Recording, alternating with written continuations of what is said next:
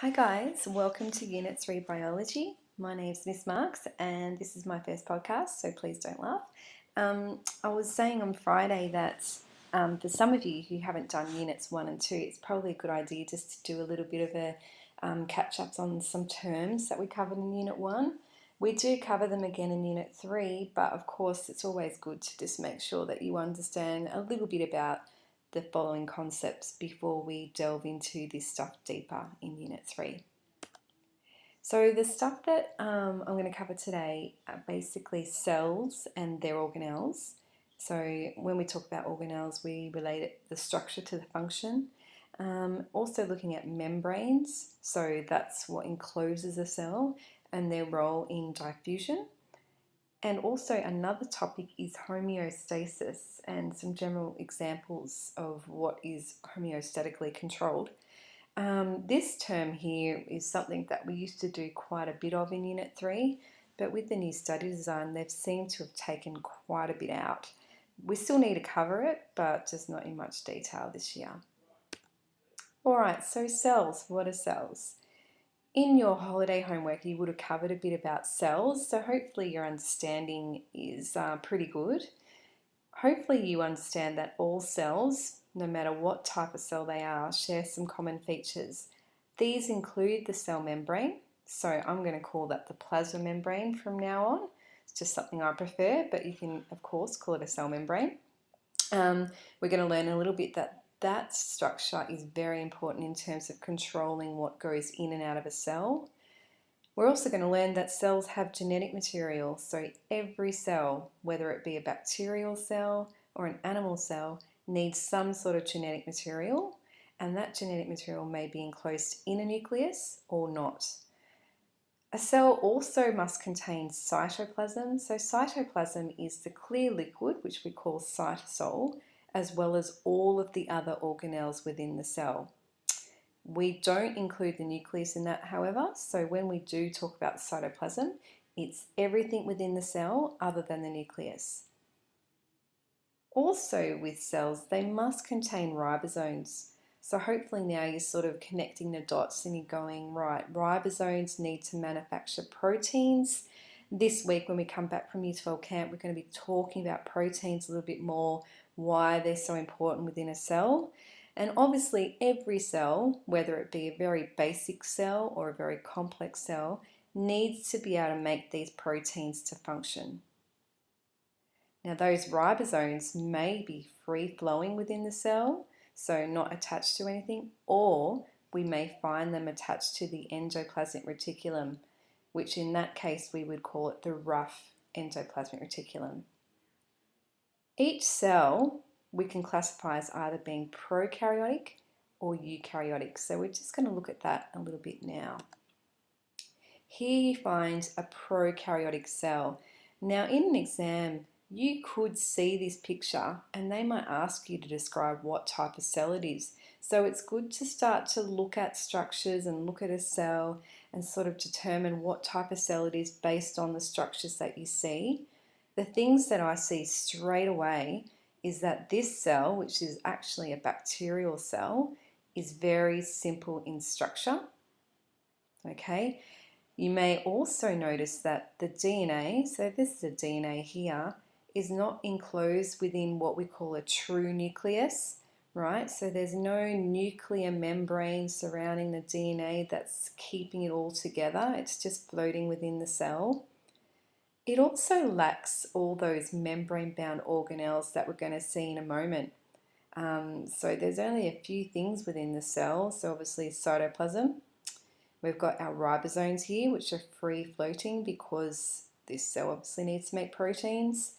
We've also got another funny structure here, which is called plasmid DNA. Now, I'm pointing this out because this is going to become crucial in Unit 4 when we start to talk about genetics and how we can transform genes. Insulin, we cover a little bit how we make humulin, which is synthetic insulin. So I'm just drawing your attention to that because within this bacterial cell you can see they've got the nucleoid DNA here, but also plasmid DNA here. Now let's compare that to a eukaryotic cell. Here we've got a eukaryotic cell, and you can see straight away there's lots of membrane-bound organelles within this cell. We've got a nucleus here, which is where the DNA is enclosed within. Okay, and then we've got other structures, organelles, very close to the nucleus. We've got the smooth endoplasmic reticulum, which is where we're going to learn that the lipids are manufactured. And here is the rough endoplasmic reticulum. So studded on the membrane of the endoplasmic reticulum here are ribosomes. Okay, so again, that's where some proteins are being made. There's also a number of other different organelles that we're going to go through this term. The mitochondrion, okay, the lysosome. So I know a lot of you guys have covered this in your holiday homework. We've got the vesicles here. Okay, so all of these organelles here we're going to cover. There's also a process happening here. Okay, so something's going within or into the cell, and you may remember from your holiday homework that we called that a certain process. We call that endocytosis. So you guys covered that in your holiday homework. And the cells that are eukaryotic in structure include all animal and plant cells, also fungi and protists. All right, so we covered the first 2 dot points. The next thing I wanted to cover, which was also a big thing in Unit 1, was how the structures of plant and animal cells differ. All right, so obviously plant and animal cells serve different functions. So let's have a look at a plant cell. So here is a plant cell. Now straight away you can see here that, I'll just make that larger, sorry. You can see here that it's rectangular in shape. Now it's good to point out that this is a generalized plant cell. Not all plant cells are going to look like this, okay, but this is typically how they draw them. So rectangular in shape, and there's a structure around it, which obviously we have our plasma membrane, which all cells have, but then as well as that they have a cell wall. So I've highlighted that in pink because that's very important in terms of determining whether a cell is a plant cell or an animal cell. Plant cells also have another separate organelle called a chloroplast. So again, when we learn about photosynthesis this term, we're going to learn how the chloroplast helps with that process. You also notice that the nucleus in this case is sort of to the side of the cell, and it has a really large central vacuole. Okay, so the vacuole stores nutrients and also lots of water, so the cells can remain quite turgid. All right, so we'll learn that term in a little bit, in a few weeks. But then, you know, the other organelles we see here were also found in the animal cell, apart from this starch grain. Hopefully starch is sort of sounding familiar now. You would have maybe heard of starch being the polysaccharide, so one of those organic compounds, polysaccharide. So this is how plants store their excess energy. We don't store it as starch. We actually, animals I'm talking about, store our excess energy as glycogen. All right, so other than that, you can see that we have ribosomes because being a cell, it needs to produce its proteins. Okay, so that's what we're going to look at as well, a little bit deeper in a few weeks. Here we have our animal cells. So straight away, I can see a few things. We don't have our cell wall surrounding the cell, all right, and we also don't have any chloroplasts because animal cells don't need to manufacture their own sugars. We actually obviously eat sugars, which are then broken down to release energy. And then there's various other organelles here that we're going to discuss in a few weeks. Second thing I wanted to talk about was the plasma membrane, which surrounds all cells and also the organelles found within the cell. I wanted to talk about its structure. So we describe the structure as a fluid mosaic structure. It's called a mosaic structure because it contains a number of different things embedded within that the plasma membrane. So it has a phospholipid bilayer, so that's 2 layers of phospholipids. Phospholipids are a very important type of lipids that I will discuss on the next slide. It also has proteins embedded within the membrane, and they help with letting things in and out of the cell. Okay, and that whole process of allowing some substances in and out is called diffusion. Okay, so let's have a look at the general structure of a membrane. So there is a number of things here. Like I said, that's why it's called mosaic, and it does allow fluid motion, right? So it's kind of like a waterbed. If something presses in, it will sort of go in and out like water. All right, so that's why it's called the fluid mosaic model. Now, here are, so all along here, those grey structures there are your phospholipids. Now, phospholipids have a phosphate head and 2 fatty acid chains. Now, the phosphate heads, are polar. That means they're charged. Okay, and then the tails here are non-polar. Now, polar means that it is hydrophilic, and non-polar, so the tails in this case, are hydrophobic. Now, in Year 12, I talk about definitions, and in Year 9, you might have defined hydrophobic as water-hating, hydrophilic as water-loving. What I would prefer you to say this year, just in case the examiners are a little bit picky, is saying that the polar heads, in this case, are attracted to water or have a high affinity to water. Either of those would be great. And the tails, in this case, are hydrophobic, as we said before, and they repel water. You also notice that there's some proteins, like I said before, that are embedded within the plasma membrane. So they provide access for different types of substances that might not be able to diffuse simply through the phospholipid bilayer. All right, so it's kind of like they provide a big corridor for that to happen. The yellow here is cholesterol, and that basically gives integrity to the cell membrane. Without the cholesterol, the membrane could be either too solid or too fluid. So cholesterol is actually quite an important part of this membrane. And there's also these things called glycolipids. So in this case, the glycolipid because it's attached to the lipid here, and that's a carbohydrate chain, right? And then a glycoprotein because the carbohydrate chain is attached to a protein. And these basically assist with cell-to-cell recognition. So they act as receptors. And again, the term receptor becomes really important when we do immunity at the end of Unit 3. Alright, so we've talked about the 2 things here. I want now to talk about the different types of diffusion because there are 4 different types that I want to discuss. And basically these 4 different types differ in what they let in and out of the cell and where it actually occurs. So I've done a little table here that just it summarizes it really nicely.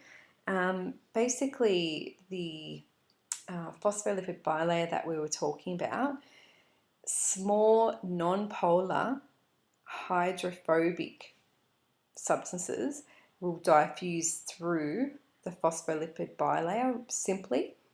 So I've said here, diffuse through the phospholipid bilayer. And we call the process simple diffusion because it doesn't require an input of energy. Examples of things, so these things here that actually diffuse simply through the phospholipid bilayer include gases such as oxygen and carbon dioxide. All right, so both these gases here we would say are quite small and non-polar. So remember, non-polar means uncharged. If the substance is quite large or charged, so polar, which means hydrophilic, what they will do is actually move through those embedded proteins that we saw, so the carrier and the channel proteins, via a process called facilitated diffusion, which basically means that they're using the assistance of these proteins, or active transport. Now, it's really important to know the difference between facilitated diffusion and active transport. Facilitated diffusion works with the concentration gradient. So what we mean is that the substance is going to move from an area of high concentration to an area of low concentration. And if you can imagine that movement, it's not going to require any energy to do so. But sometimes, as in the case of ions, sometimes you need to pump the ions against the concentration gradient. So what we mean is going from an area of low concentration to an area of high concentration. When that happens, we actually need an input of energy, and that energy we call ATP, adenosine triphosphate, right? So it needs that energy to pump it against the concentration gradient. The nice analogy I like to use is, a classroom door, and if you can imagine the end of the day, all the students are trying to get out of the classroom, so they're all moving one way, but then imagine you are trying to get through the classroom door to get into the classroom. That would be active transport, because you would need a lot of energy to push your way through the crowd of students trying to get out of the classroom. Now, examples of large polar substances that would need to either use facilitated diffusion or active transport: glucose, amino acids. So hopefully you're going, right, glucose, that's a monomer of carbohydrates. And amino acids, they're the monomer of proteins, right? So we know that they're obviously very crucial within a cell. And also our charged ions, so we're going to learn why they're so important when we look at the nervous system. The last concept that I wanted to talk about is homeostasis. So like I said before, we used to cover this in heaps of detail, used to do lots of examples, but now it seems that the new study design has cut a lot of it out. However, it is important to know what the process of homeostasis is. So it's the maintenance of a relatively stable internal environment despite changes in the external environment. And that definition I've taken from a past VCAR exam. All right, so that's what they were expecting for a 2-mark question.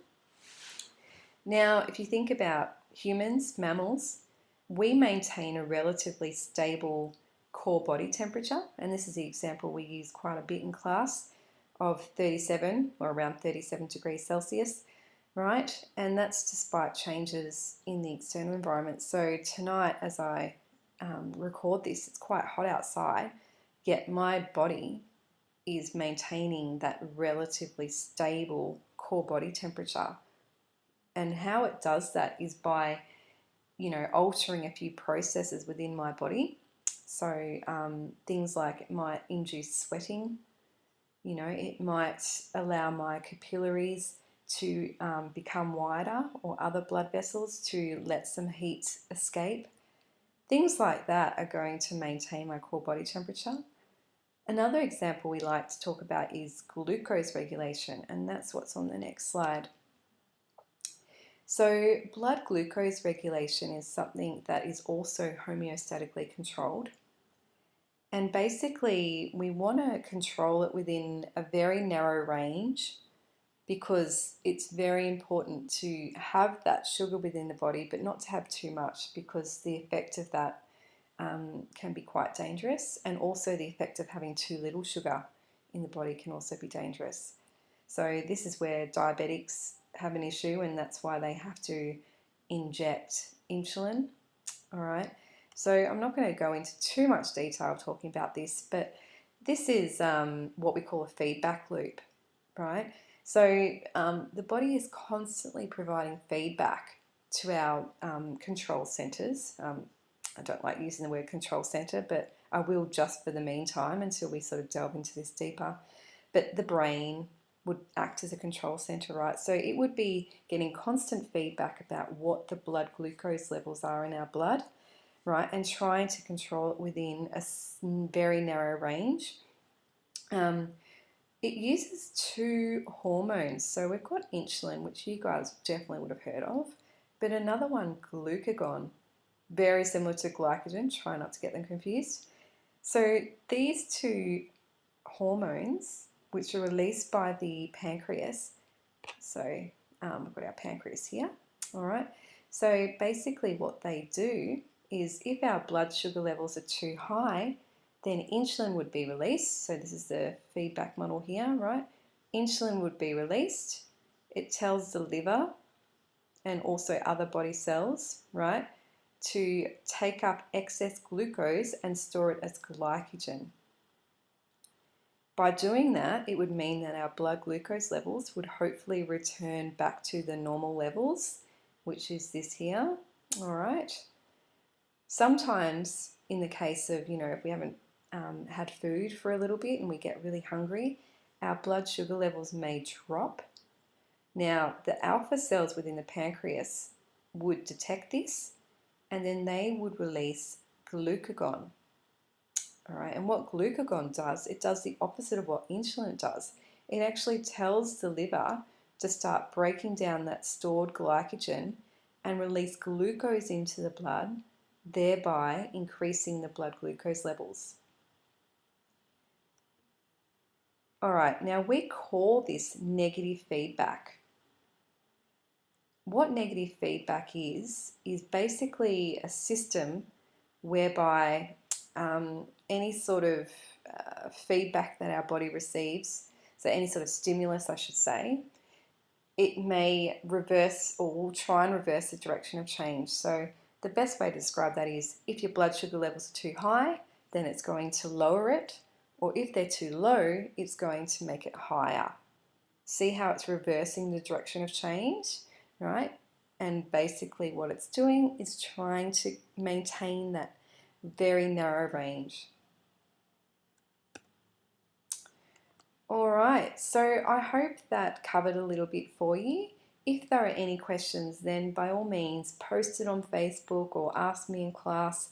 I will be also posting some PowerPoints that I had for Unit 1 last year, so you can access those and get a little bit more information about what we may have learnt in Unit 1.